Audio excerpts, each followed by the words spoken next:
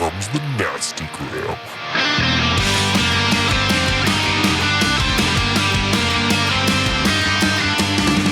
Send a priest to save my soul, forget it. Welcome back to the Nastygram RPG podcast. This is episode 2 of One Shot at a Monster. Feeling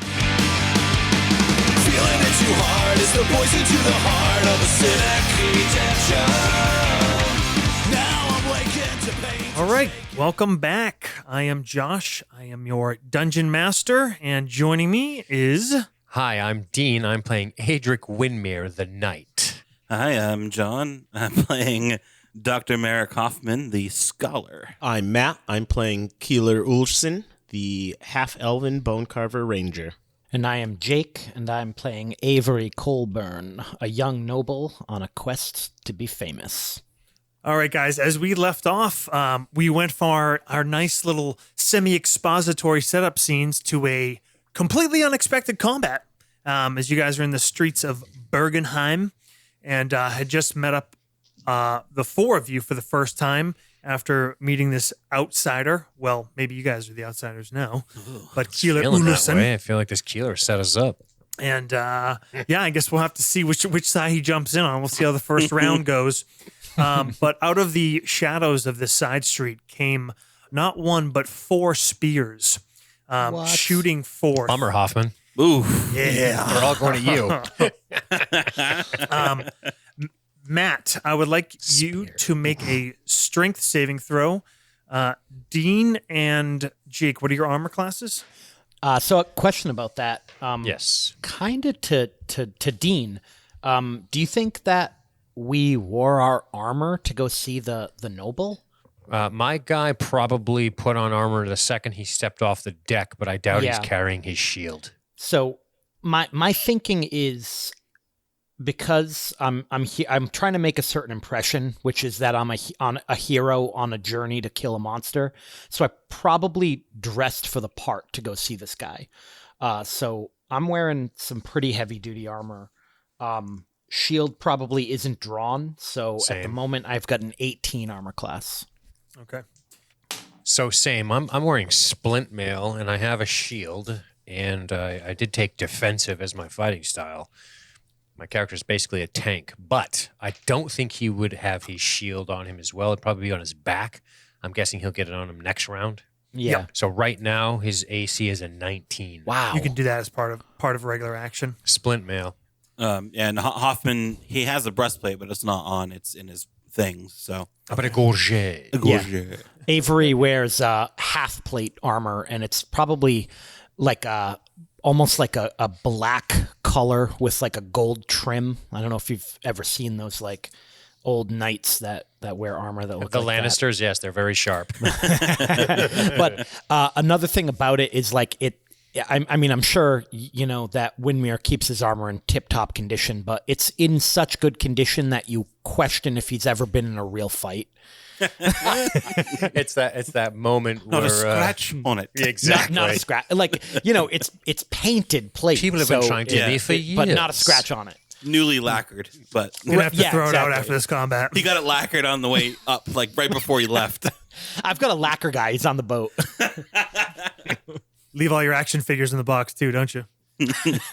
All right. Well, I did that as a surprise round, and Does that remember, mean Dex comes out of it or something? no, just they all got a free round basically, and then we'll go into initiative order.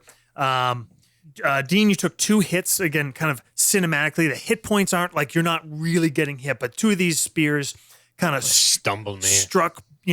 Don't completely penetrate, but bash hard into you. You kind of twist, turn, almost drop to a knee for a second and stand. Jake, your half plate gets a good scratch along the side as one carves right under the edge of the breastplate. Jake, you take 9. Dean, you take 19. And Matt. You said And strength, not dex? Yes. So it's 13. Okay.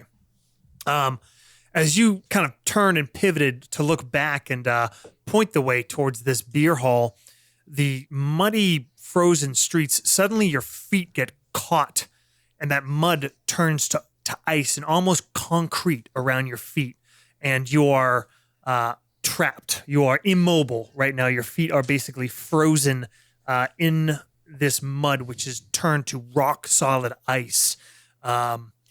You know intrinsically that this is the power of your people. These are things you have experienced very few times, but you sense where the power comes from.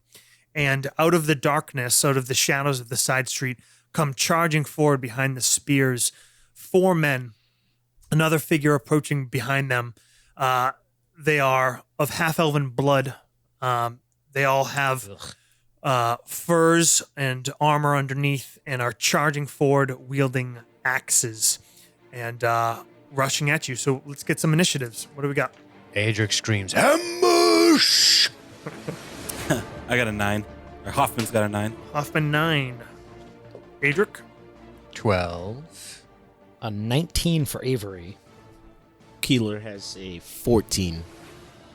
All right. The figure in the back shouts and gestures forward. And Matt, you're the tribesmen, the people of the north here. Is there a single language you all share? Yeah. I'd definitely say there is a common speak for us. All right. Do we want to call it Elven or is it something different? Unvarian. We call it something different. Think on it. When the right Yeah. name pops to mind, you call it out. But you are the only one who understands this shout. Instructs them to. Kill the one in the front with a crest. It's a deep guttural voice, and it takes you a minute to register that it is actually coming from a woman. And it steps forward into some of the dusk light. You see one of your people, a half-elven woman of the ice elven stock. She is old, perhaps in her 60s. She wears heavy furs and a dark robe. And around her neck, you see a necklace, and many items adorn it. And you know what that is. That is something that only the shamans wear, items of power that they have attached to over the years. And your feet locked in place below you make you pretty sure of where that came from. So, Dean, I'm sorry, armor class is 18 still? 19. 19. All right. That's going to be 2 hits. One's a correct. Soups. Woof. Ouch. All right. That's 21. Damage? Yep. That puts me out. Wow. Does it? Yeah. What, did you count your wound points? Oh, no, not yet. I have 22 left. How much did you do? 21. Okay, he's got 1 left. That's of your hit points or? Yep. Okay. And then We're not into wound points yet. 5 more. Okay, so 4 into wound points. 2 axe swings come forth.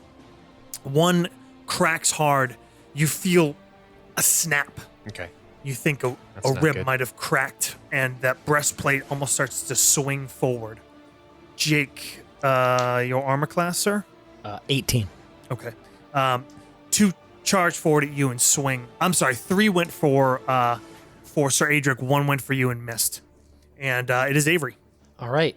I pull my shield off my back and draw my sword, and I kind of step up and lock shields with Sir Windmere, because that's what I've been trained to do. Make a line, and then I'm gonna kind of look for an opening on the one that hit him with an axe and try to sneak my blade in there. Get after it. 19 to hit. That is a hit. All right. And You can tell it looks like these guys, nothing more than hides, maybe some leathers mixed in there. And none of them are wielding shields. You see a bit of they all seem crazed, not just with battle, but almost something more than that. that's going to be 21 damage. 21. Yeah, so I rolled really high, but Fuck. I do have sneak attack, and he's engaged by Windmere, so That's not very 21 noble of you. That will put him out exactly. Nice. How do you drop this fucker? Fucking rogues. I wait till he takes another swing, and then I move in on his side and just get that sword like right up in his rib cage and then actually probably hook a leg behind him and knock him down with my shield. Nice. Good. You have a second attack? No. Okay. Oh, that's right. You're because you're multi-class, right? What are you? You're fighter rogue? 2, rogue 3. So no second attack. I do have action surge, but I'm not going to use it right now. Okay. Dean, as Adric considers the condition of his own rib cage, you are pleased to see your opponent's rib cage being Quite ventilated. as one of these drop into the snow. Jake, the woman in the back, she grabs at her necklace and reaches into a pouch and throws forth something into the air, and it kind of like sparkles, almost like a firecracker effect for a moment. And go ahead and make a wisdom save. That is a 7 plus 2. 9. Okay. Oh, I'm sorry. No, a Constitution save. Same thing. It's still in there. 7 plus 2. Okay. As the sparks kind of appear to all of you, Jake, these light sparks from her hand all of a sudden become overwhelmingly bright, and you close your eyes for a minute as the searing white overwhelms you, and as you reopen them to find you can see nothing. You are blinded. Oh boy, fun. So you can remake at the end of your every turn, make another Constitution save. Cool. You picking on the guy with the low con. The guy that just fucking eviscerated one of our people. All right, and after that is Keeler Ulfson. So Keeler saw one get wiped out. That means there's 3 still attacking them in the shaman, correct? Yes. And I'm going to say you're within range of at least one of them, even with your feet stuck on the ground. So I'm going to say and you can automatically make a strength check at the end of your turn to get out. So you can either take your normal actions, or if you want to just spend the round trying to get out, I'll give you that check with advantage, but you won't get to attack. No, okay. I'm good to attack. I will grab my crossbow from my back, grab That's right. You're a range 2 guy. bolts out of the bandolier, load one into the crossbow, and fire it at the shaman. You're like, I'll fucking sit here all day. That's going to be an 18 to hit That definitely hits. for 7 damage, and I will take my second attack at her as well. That's a 15 That is a hit as well. and 7 damage again. All right. Both your bolts in rapid succession rip into her through her furs and hides. You hear her grunt hard at the second one and almost drop. She steadies herself against the wall of a building, and her eyes glance over your way. And she says to you in your tongue, she says, This is not for you. You should know not to be here.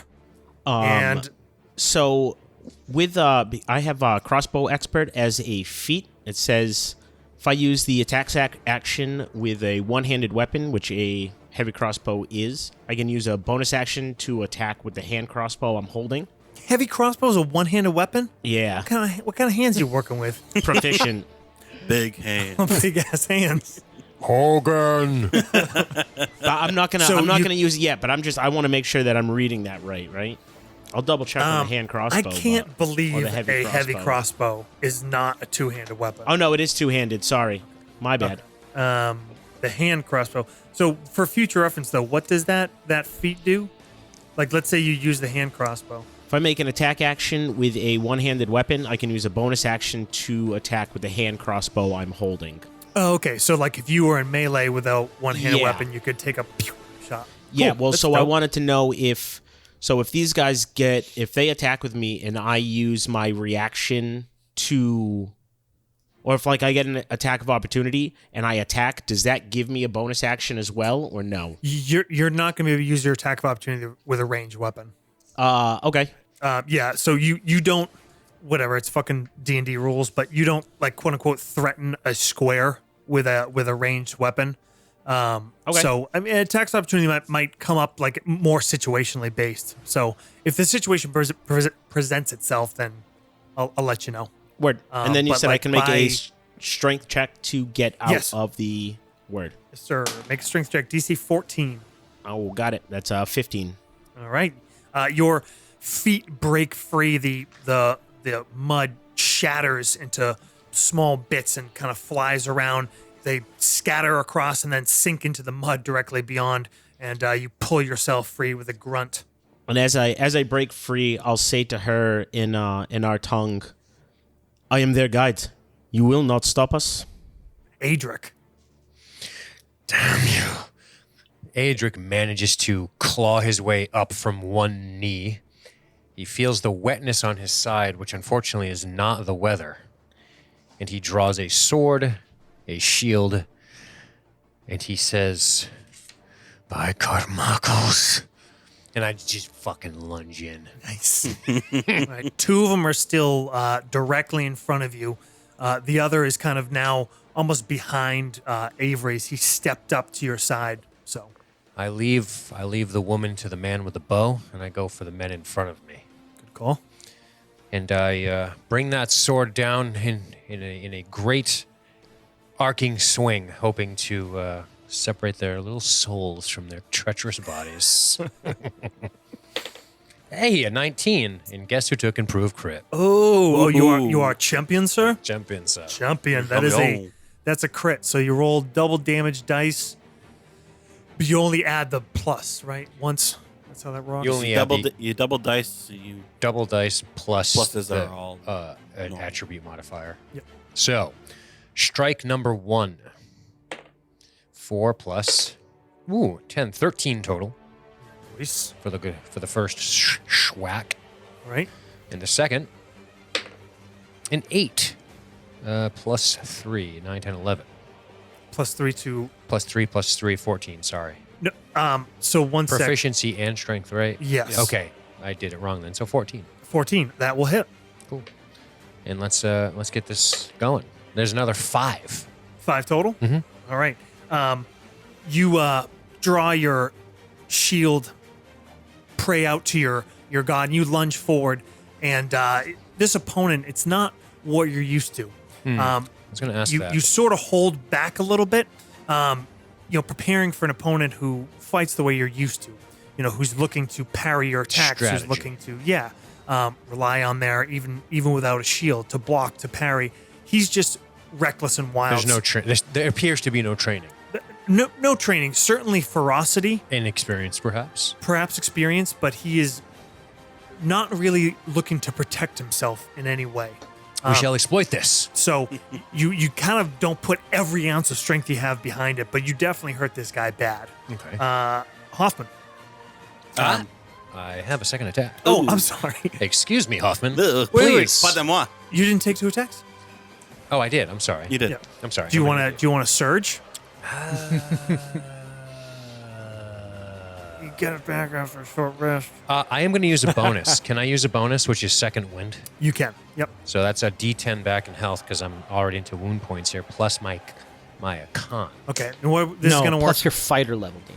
Oh, thank you, Jacob. So 14 back. 14. Okay, that's hit points. You don't get any wound points. back. Understood. So wound points we'll kind of deal with it as it goes, but they're going to heal naturally pretty slowly.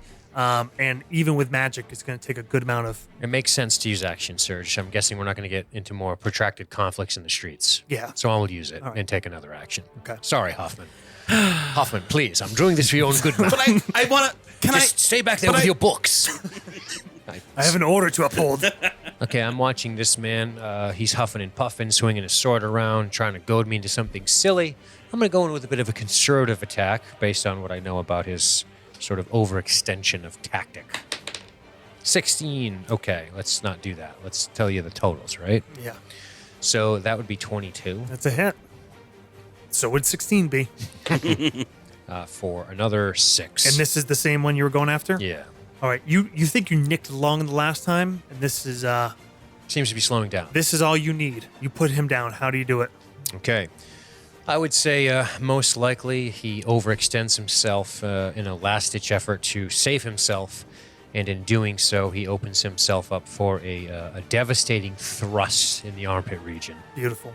He drops to the ground with a curse on his lips. You get one more attack. When you do action surge, you get it's like another full attack. I So see. if you have 2 attacks, you get them both. All right.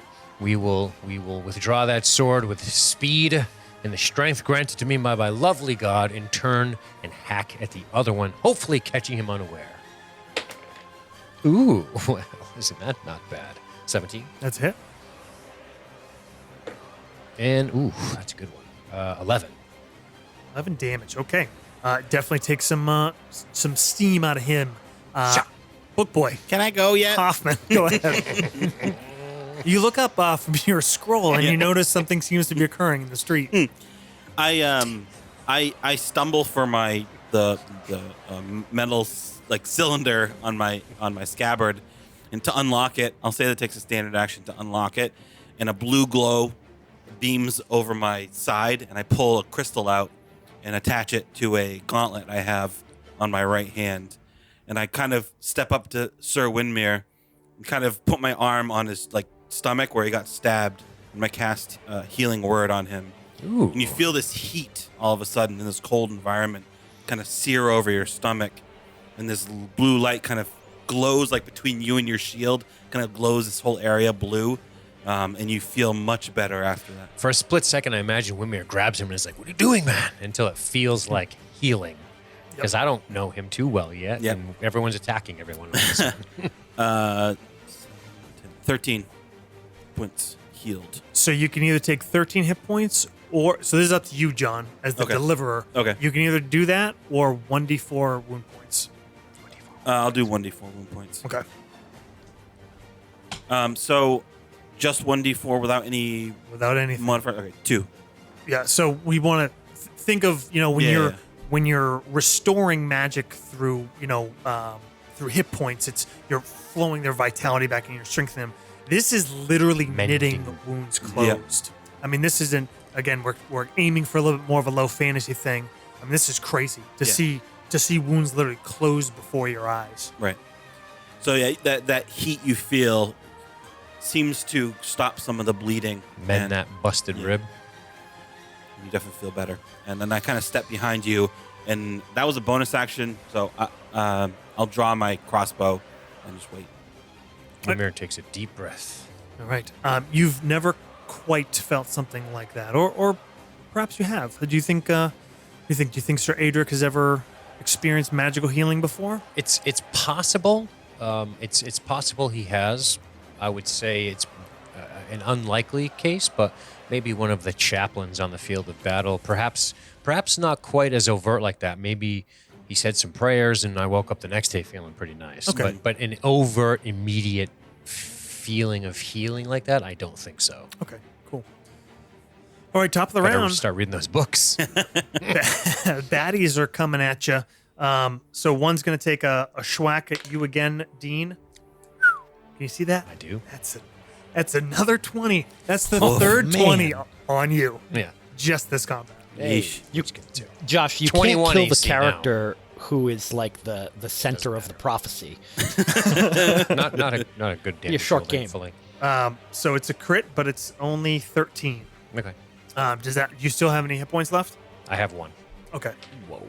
And the second one actually moves past Avery. Avery, go ahead and make an attack of opportunity. I'm blind. Oh, so- I'm sorry. That's right. You are. Oh, I'm sorry. Oh. You feel movement rush past you, and to the rest of you, you see this last attacker kind of push past Avery. You don't realize he's blind, so it looks pretty irrational on his part, at least pretty desperate. And he lunges towards Sir Adric, but extends a little bit short, kind of slips in the mud, maybe trips over some of those concrete ice balls that Keeler kicked up. And go ahead, Avery. You are blind. You can make an attack with disadvantage. You are pretty certain that there's still one right in front of you. If you want to take a shot. Yeah, I'm gonna swing at this guy that just kind of brushed past me, like I felt him move by him. So I kind of wildly swing. Okay. Please don't be Wimir. Please don't be. That's not gonna hit. It's a 9 to hit, so nothing. All right. And then I'm gonna kind of center myself and I'm take a deep breath, second wind. So There that's you go. gonna heal me back up to full. And then what kind of save am I making to not be Constitution. blind? DC 14. All right, I got it. I got a 17. 17, all right. You blink your eyes and the stars kind of fade. And you look upon the scene. You see two bodies now on the ground, another wounded, but both of them still going after Windmere. And it appears that this priest and her brethren of Keeler seem to be facing off against each other. And speaking of that, Is the priest the one that rushed past me?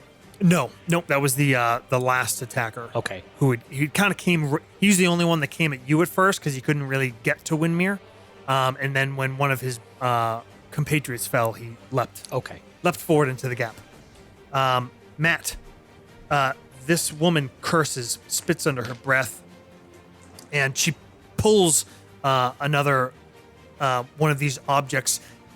It's hard to see, maybe some kind of desiccated animal part off her collar, and she hurls it at you. And as it hurls at you, it actually ignites into flame, and it strikes you and just kind of kicks up over your armor and kind of ambers cut through your hair. You take only 5 HP, but it is a pretty brazen display of power. And she says, Outsider, you do not know whose side you should be on. she called you an outsider, which is very, very odd. And go ahead, it's your action, my friend. Since this is the first time I play in a ranger, I'm going to do this right this time. I'm going to look at her and say, "Ul," and cast Hunter's Mark on her. Nice. And say, "It is the outsiders that the prophecy spoke of." And that's an 18 to hit. That will hit. That is 13 damage. Okay. She drops to the ground, grasping at the bolt, extending her eyes, focusing on you until she collapses forward into the mud. And make a perception check, Matt. The rest of you can make one. All make perceptions with disadvantage, though. Matt, you can make it normal. Josh, I'm going to argue that I don't get disadvantage Because you're blind. because I have an ability called Eye for Detail, which lets me make perception checks in combat as a bonus action. Okay, 100%. All right. I didn't even know that was a thing. I didn't think I would ever use that ability, so That sounds dope. Does she touch Matt's face and go thinner? So that's 22 for Keeler. What'd you get over there? A 20 and then a 2. Jeez, all right. All right. didn't matter. I got 22. an 8. Hoffman's got a 9er. Okay. Matt, she collapses to the ground, and then you see her hand slowly reach up to her necklace, and you think she says something as she's holding the necklace, and then her body goes still. Is there still one more? There's 2 more that are up. All right, then can I use my second attack on one of them? Yes, of course. Wait, does Hunter's Mark transfer once? I do not know. If the target drops to 0 hit points before the spell ends, you can cast a bonus action on a subsequent turn to mark a new creature. So that's next turn I can do that. Okay, gotcha. But that's What was going to be a 18 to hit, 19 That's a to hit. hit. Are you going? There's a wounded and unwounded one. I'm going to go for the unwounded one. Okay. No kill thief. Good game. 6 damage. 6. All right. And then I'm going to move to the body of the priest. Okay. All right. You can get over. She's only about 20 feet away. Sir Adric, Yes. 2 foes still face you.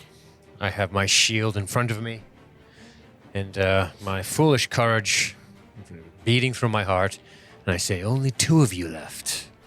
And I go out, the wounded one. All right. Nice. Ah! 19.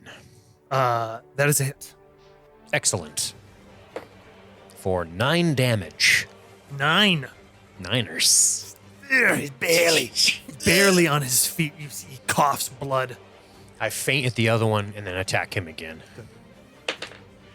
19 again. All right. I'll tell you right 9 now. more. Finish him off. Okay. I feint at the other one, causing this wounded one, who is probably not thinking clearly in his wounded state, into assuming I was not going to attack him, but the joke's on him.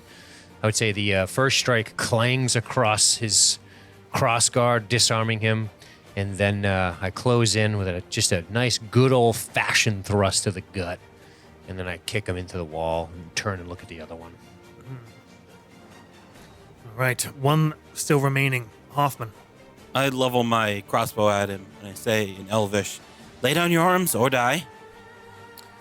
I'm going to say he kind of tilts his head at you. Probably the first time he's ever heard. I'll say kind of arbitrarily. It's like Spanish and Portuguese.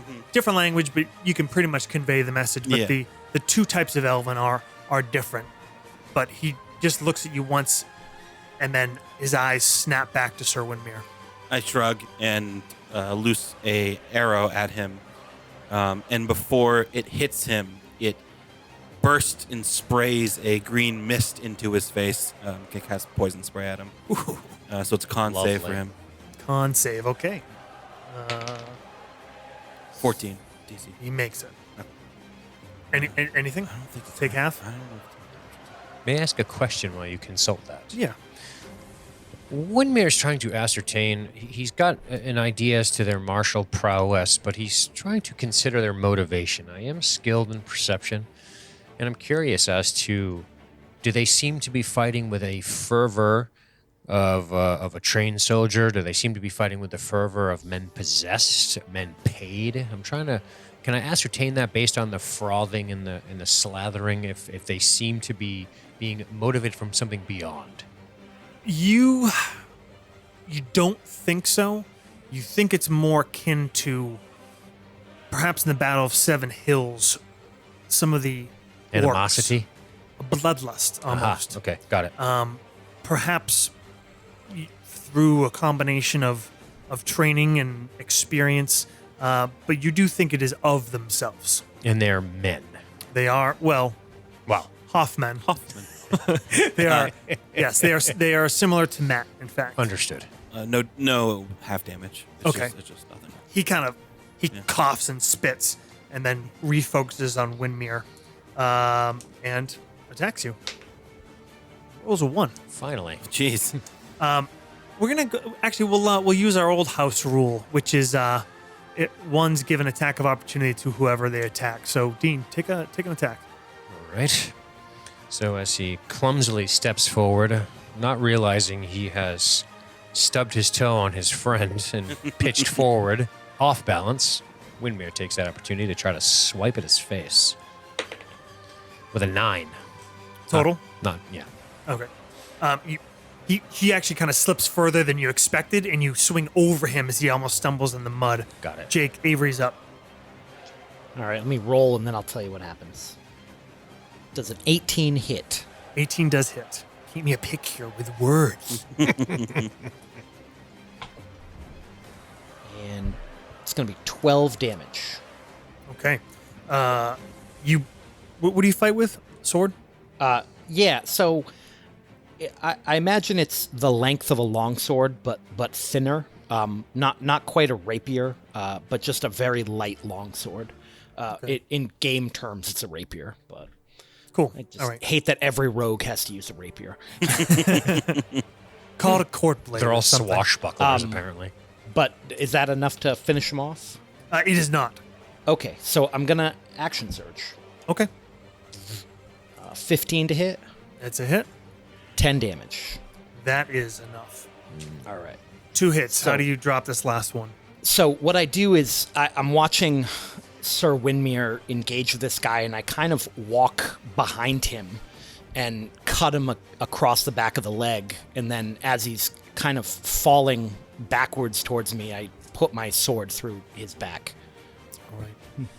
Pierce his lung and heart, and he collapses with a gasp to the snow-covered, muddy ground.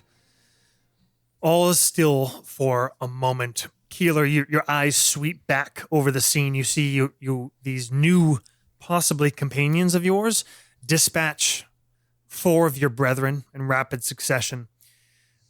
You see that all is safe. You look back down at this woman, this shaman of your people who just attacked you wildly out of nowhere, displaying impressive powers. You touch her skin, obviously still hot and flushed. Her heart does not beat. She does not take breath. You sit and wait. You rest your hand on her. Despite everything that your physical senses tell you, there is something else that is telling you that she is not dead. Can I roll her over and see what she was reaching for as she was dying? Yes, go ahead. As he's doing that, I like tap my crossbow like on my boot, like knock some snow off, and I say, "Friends of yours, Keeler." And as he's doing that, I'm rolling these men over with my boot to make sure they are in fact dead. Okay, you dead check them all. Tap A little your swat to the face. eyeball tap. Eyeballs, yeah. Eyeball tap. Matt, you roll her over, and she crushed in her hand is a small. It was probably ceramic, maybe, and you pry her fingers open, and inside is what appears to be dirt, old kind of musty dirt. Do you have what do you have for skills? You got our Arcana or No, I have. I'm proficient in athletics, insight, investigation, nature, perception, performance, stealth, survival. All right, why don't we call, since the magic of your people is tied to natural stuff, why don't we use nature for it? And give me a roll with advantage because of how well you did on that perception check. Brr. One was a 3. The other is a 16, so that's 19 total. Okay, great. You believe that she's definitely been wounded enough to possibly kill her. I mean, her blood is running freely, struck with numerous bolts. But you believe she used some sort of power she had, a spell, to enter some sort of stasis. She cast feign death. Ooh. Yeah. I step over to you, like kneeling over her body, and Hoffman says, interesting. Haven't seen that magic used that from your people." That was magic that she used. I thought it was just some sort of chemical. Of a No? sorts. No? They have different magic up here, but it is beyond normal human means. It is restricted. She is not supposed to display. Use here. You have ship, right? Yes. We take her body. Leave the others. What do you? Why? She used more magic. She's not dead. I like my eyes. What? Hoffman's eyes widen. Oh. Well, John, Dr. Merrick Hoffman is pretty sure this bitch is dead. I've seen many corpses in my day, Keeler. She certainly is one of them. I like kneel down and like put Yes, you have not seen corpses here. This land, it is not like yours. Corpse or otherwise, we'll take her as your wishes, but make sure she has nothing on her that could cause us harm.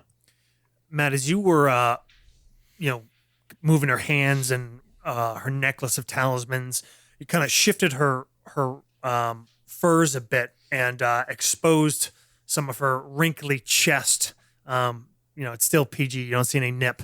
But actually over her heart, you see a brand, and it's not something you've seen before.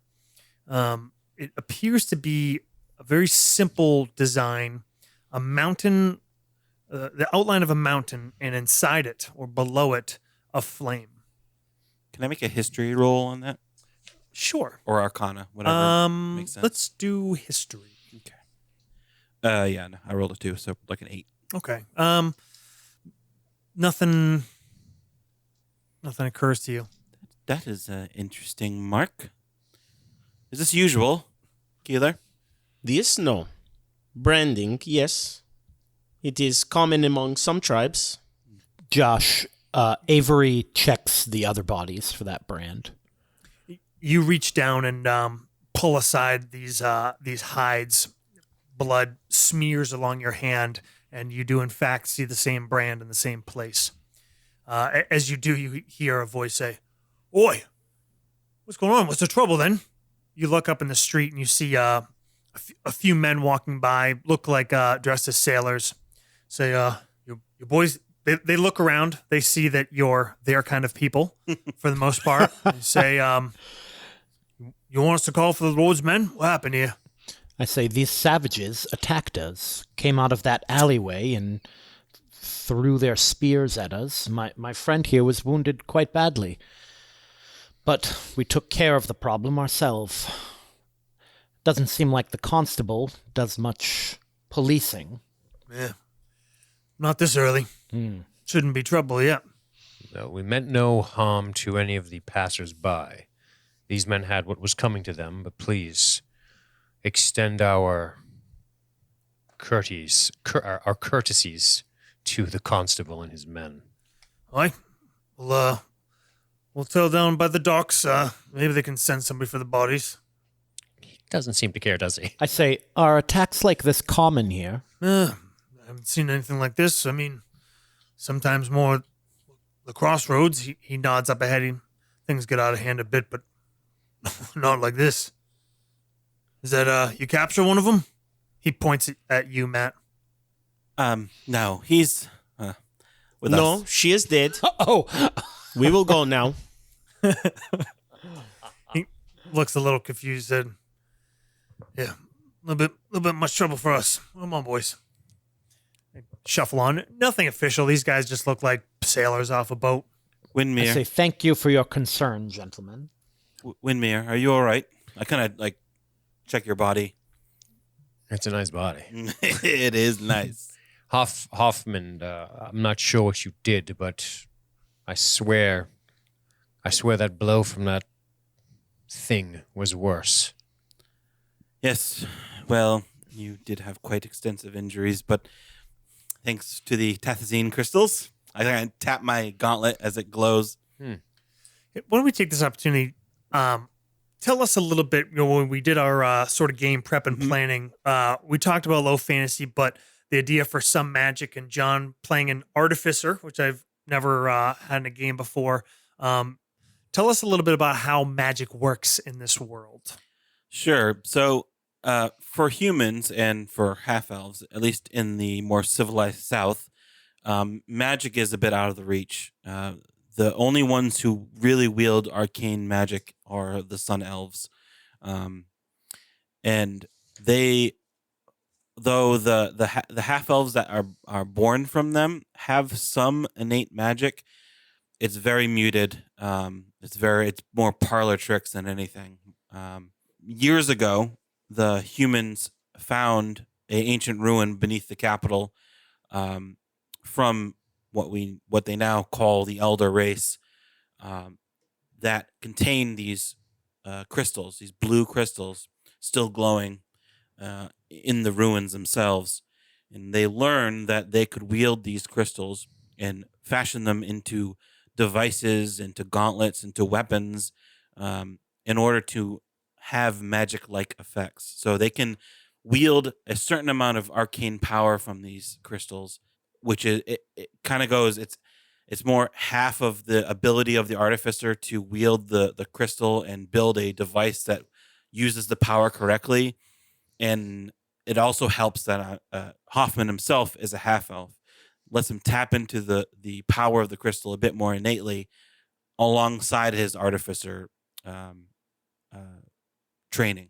Cool.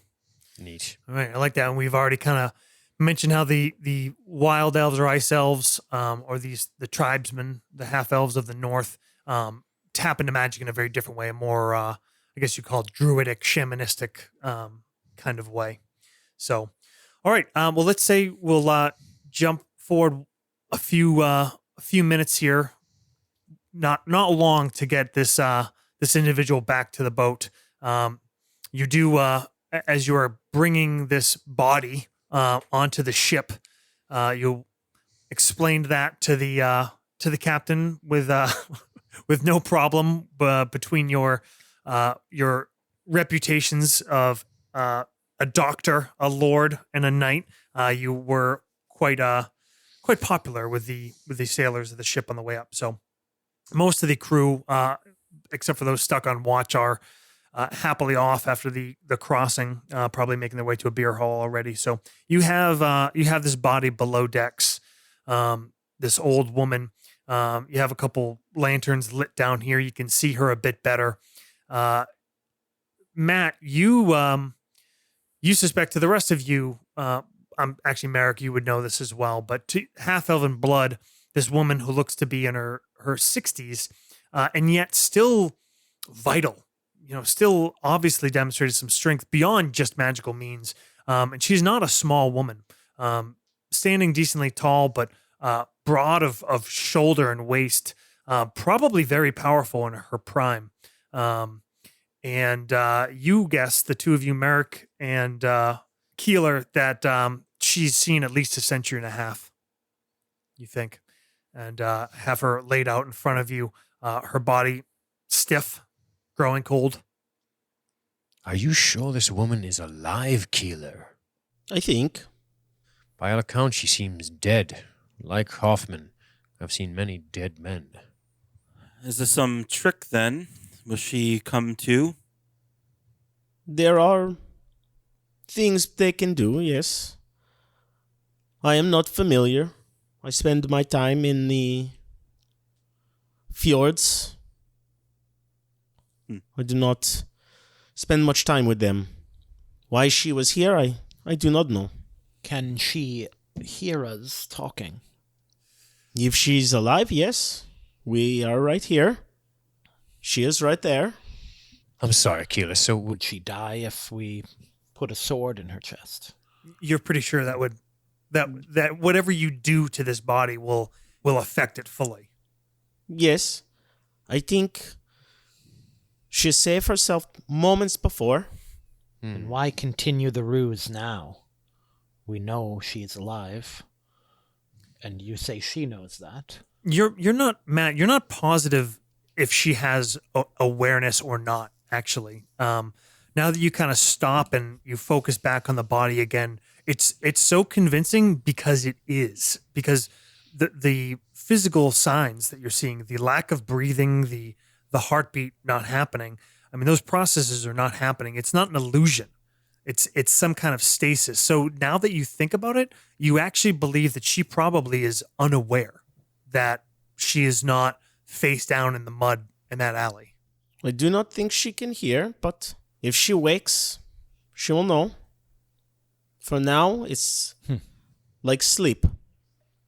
Permanent sleep. I do not know when it will end, but it will. Keeler, pardon my ignorance, but what is customary to do with someone in this state who has clearly committed a crime, I assume, against us? Are we to dispatch of her? Are we to turn her over to the constable? They seemed disinterested, and if she is going to wake, should she not be bound and gagged? Perhaps we could get information from her. I don't know anything about this stuff. I look to Hoffman, hopeful. Information is what we want, yes. Why she's here, why she wants you.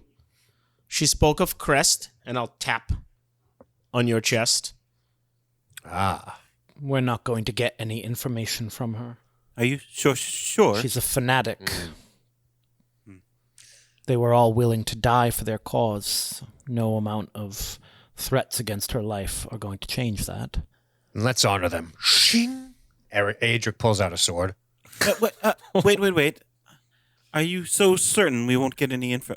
Keeler, do you think perhaps has she lost her senses, or can she be reasoned with, do you think?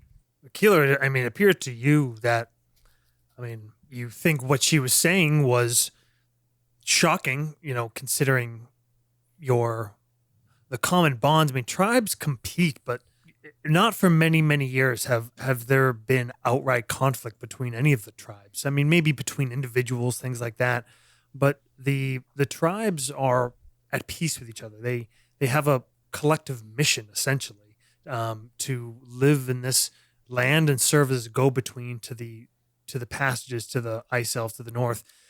So what she was saying was crazy in the sense that it goes against that, but she did not strike you as out of her wits in any way. She seemed very much of sane mind. Did you not see what she did? She has. I did She not. knows what she does. It is not like the others. They get excited, crave the battle. She leads. Well, my friends, we are here for information, are we not? We only have so much to go on to find our quarry.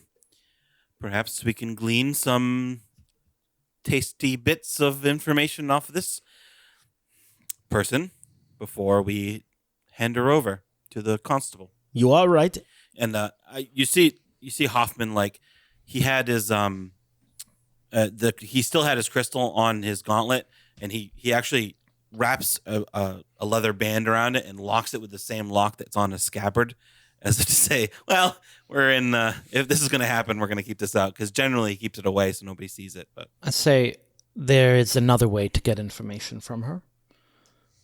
We allow her to think that her deception has succeeded. Leave her body in the alley where she was. Let her think that we thought her dead and left her there. When she awakes, we follow her. You're a fool.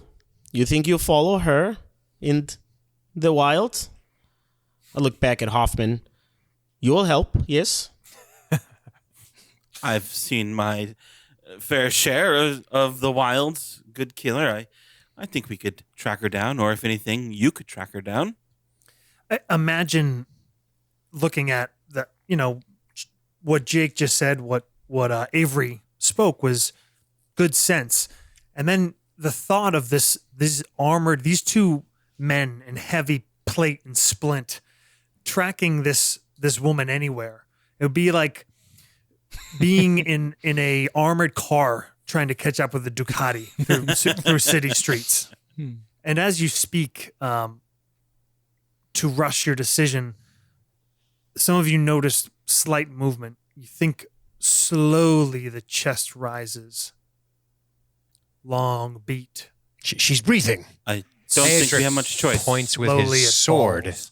that he has Grab yet her to put hands. away because he has not been overly convinced that her living is a great idea yet.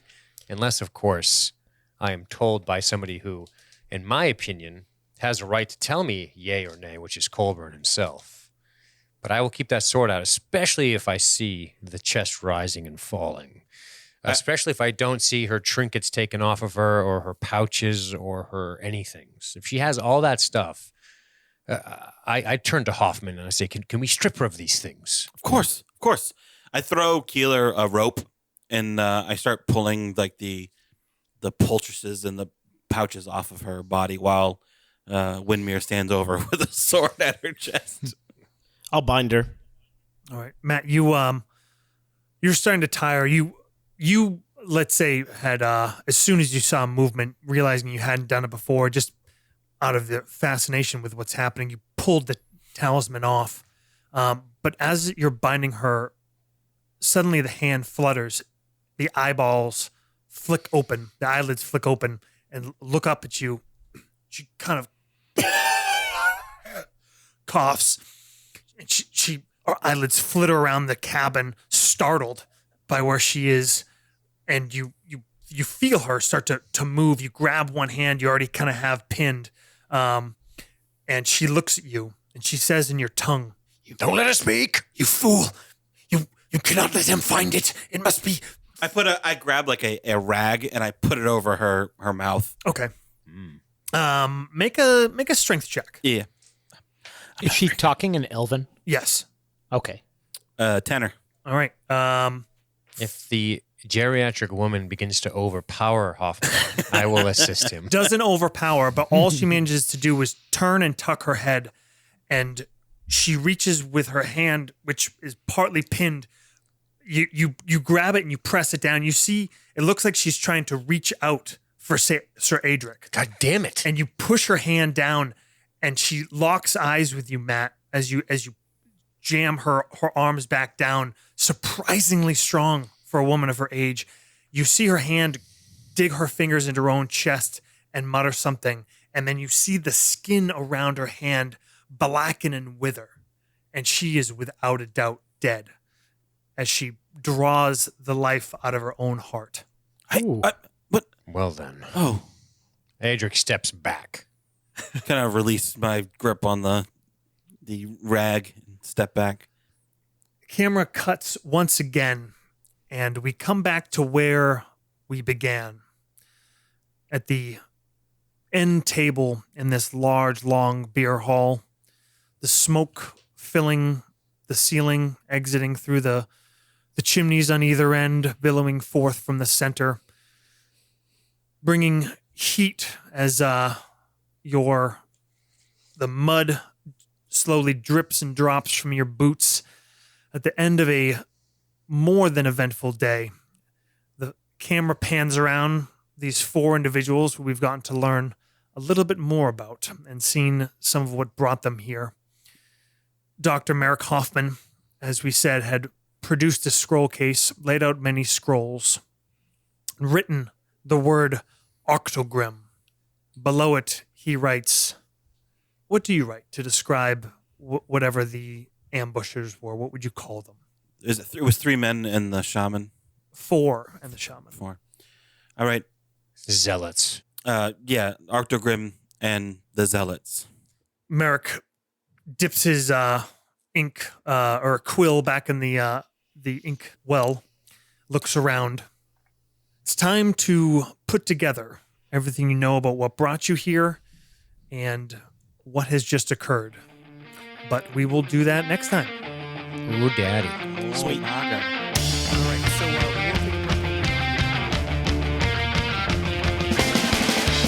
Thank you very much for listening to Nastygram. Please rate, review, and subscribe. Tell a friend, graffiti building, whatever you're into.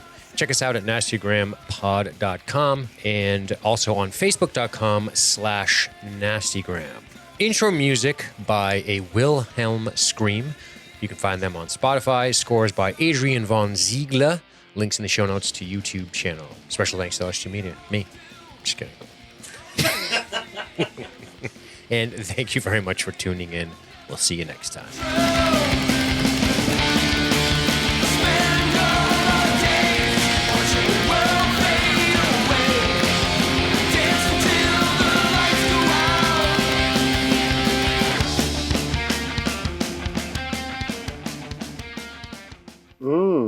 That's nasty.